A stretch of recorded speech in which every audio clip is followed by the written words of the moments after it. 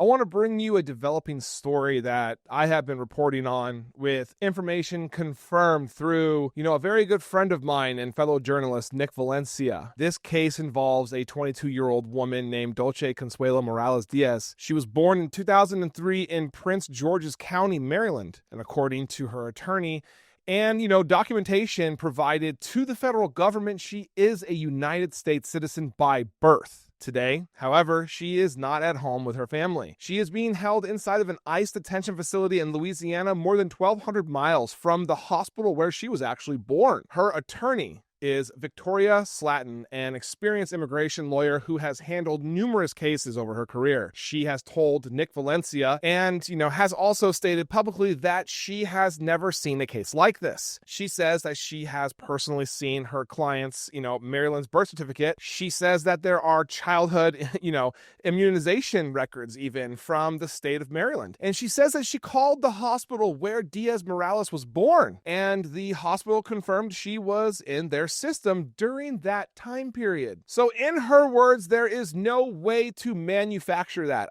Despite that, federal immigration authorities took her into custody.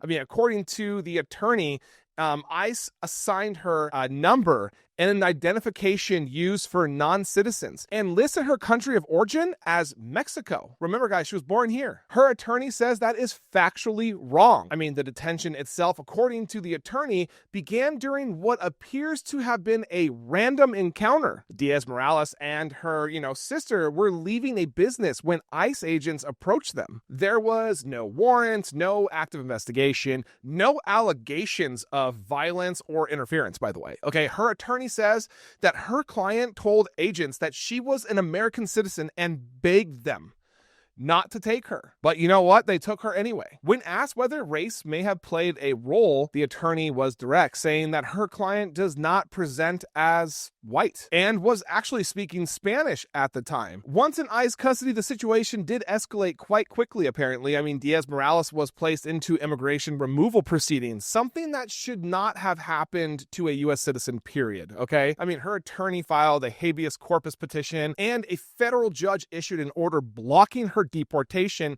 while the case is under review. So that order prevents removal, but it does not require her release. Instead, ICE transferred her from Maryland to Louisiana. Now there is this new, alarming development. A scheduled virtual legal visit on December 22nd never happened. And according to her legal team, she was transferred again without notice. As of the latest reporting, the ICE detainee locator has not been updated, and her attorney has not been able to confirm her exact location. We don't know where she is. Early Monday morning, Diaz Morales called her parents and said she thought she was, being deported. That has not been confirmed by ICE or any federal agency, but the Department of Homeland Security has been contacted for comments, and I'm waiting to hear back from Nick Valencia on what those comments are exactly. So listen, this case is not isolated, all right? Civil rights attorneys have documented multiple U.S. citizens detained by ICE in recent years, especially 2026. This case really stands out because of, the documentation and because of how clear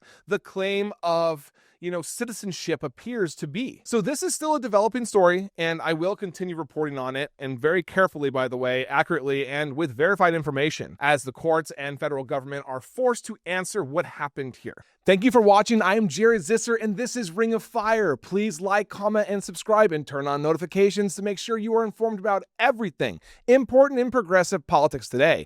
And if you are looking for fact-based independent reporting all day, every day, follow me here on Instagram or here on Facebook. See you in the next video.